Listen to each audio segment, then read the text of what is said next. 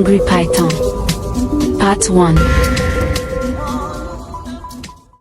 She's dangerous, she's a python, she feeds on human souls, she eats stones sometimes to get more powers. She's fearless, she shows no mercy, she kills anyone that comes her way. She loves just two persons, her mom and her lover, whom she later found out was her father. Her name is Kira. Is she a human or a demon, maybe a ghost either? Of course she's human, that was reborn as a snake. In her first life, she committed a great sin that almost wiped out the whole kingdom. The land of Bugan suffered some great calamities. What was behind their calamities? This was what happened. Meet Prince Adams, the crown prince of Bugan.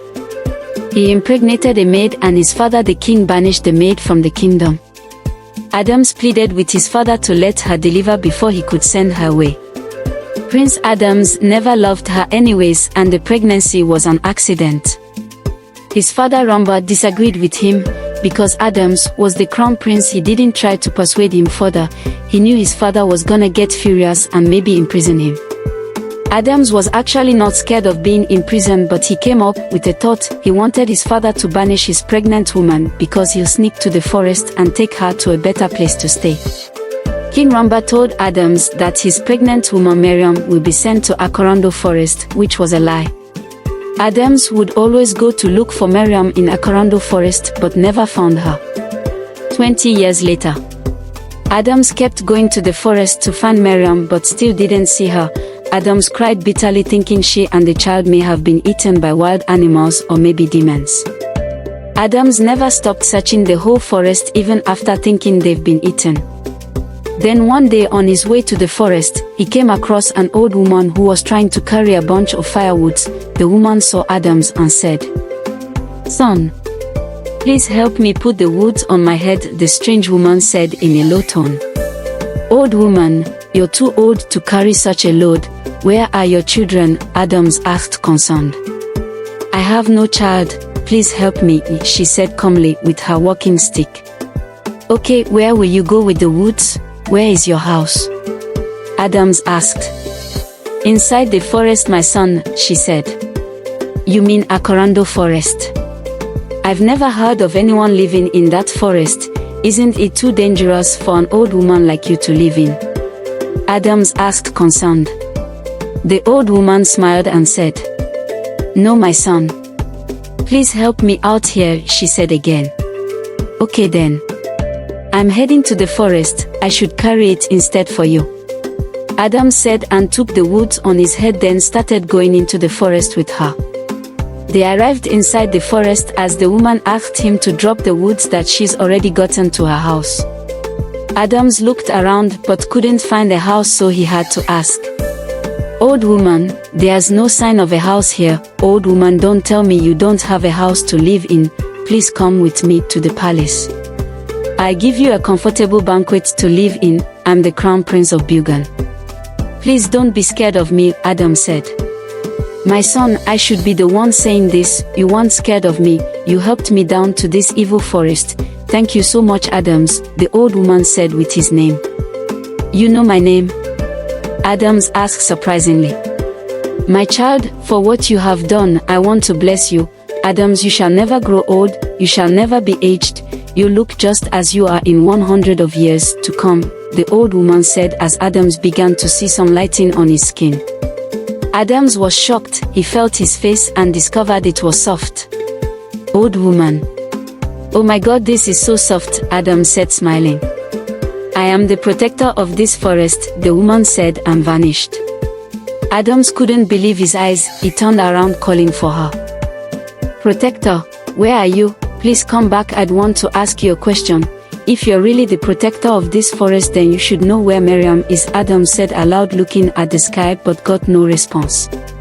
Adams left sadly, forgetting he has just been blessed by the protector. On his way back home, he came across a beautiful girl who was getting flowers in the garden. The girl rose her head and saw it was the prince. She bowed immediately. "Greetings, my prince," she said. Adams walked up to her, lost fully. He couldn't imagine the damsel in front of him. He has never liked any woman, even his father has been forcing him to marry a princess called Cora. Adams couldn't take off his eyes from the damsel. "My prince, I greet you," the girl said again. "Yeah, I mean, how are you?" he asked confusedly. "My prince, I'm fine," she said, prostrating. "You're so beautiful. What's your name?" he asked, smiling. "I'm Kira, my prince," she said. "Kira, why are you out here stressing yourself? Do you want your skin to get stained?" Adams asked, concerned, as Kira smiled.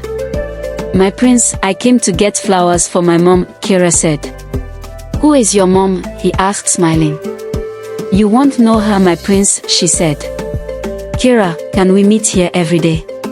Adams asked. "Yes, my prince," she answered, smiling. Kira found interest in the prince, especially his cute smile. She couldn't tell why she has already liked him. "Thank you, Kira. See you tomorrow then."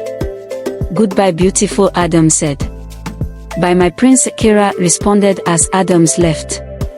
Kira was so happy that she couldn't wait to tell her mom about the handsome prince. She rushed back home and woke her mom up from sleep. "Mom, you need to hear this," she said happily. Her mom Miriam woke up tirelessly and saw Kira. She took a cane and began to follow her around the house. "Come here, did you know how long I've been waiting for you? You went and stayed long in the field," a funny mom said, running after her. "Come on, Mom, you have to calm down. If you break my head with the cane, you'll still be the one to cry," Kira said, laughing and running. "You're crazy. Why did you take long? Don't tell me you went to Bugon to get the flowers," her mom asked, standing with the cane. "Of course yes, Mom, the flowers in our own kingdom has all died," Kira said, smiling. "Keep quiet, I know you're lying. Haven't I warned you never to step your foot in that land? Come here," Miriam said, still chasing after Kira. "Oh, mother, can you be calm? I'm hungry, give me food. Goodness, I wish my father was still alive, you wouldn't have been flogging me, ho ho ho," Kira said, running away. "Silly child, so stubborn," Miriam said tiredly. Adams and Kira started seeing each other in the flower ground. They fell deeply in love with each other. Adams couldn't help himself from introducing Kira to his parents, but he knew his father was gonna be against it. So one day, Adams sneaked with Kira into the palace and took her to his banquet. They both lay on the bed cuddling each other, talking happily.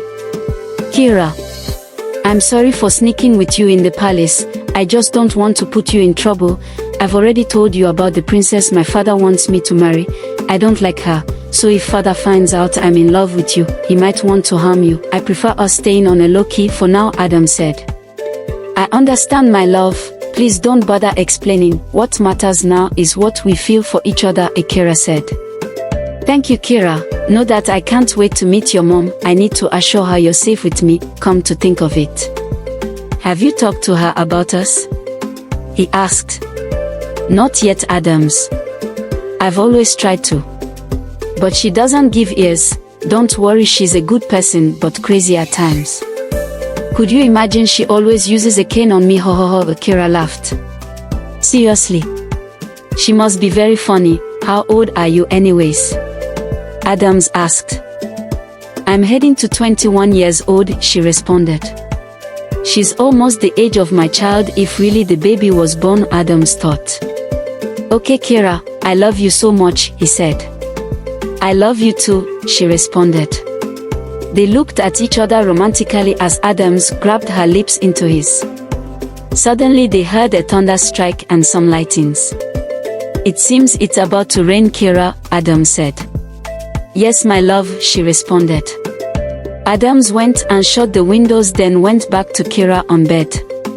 They began kissing passionately, not minding the thunder strikes and lightnings. They offed their clothes as Adams climbed on her as she pinned her fingers on the bed.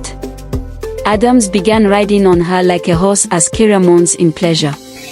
Suddenly the cloud became dark, and the building began to collapse.